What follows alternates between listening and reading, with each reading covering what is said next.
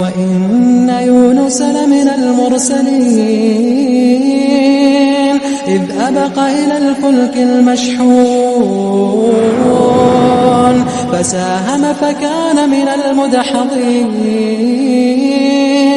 فالتقمه الحوت وهو مليم فلولا أنه كان من المسبحين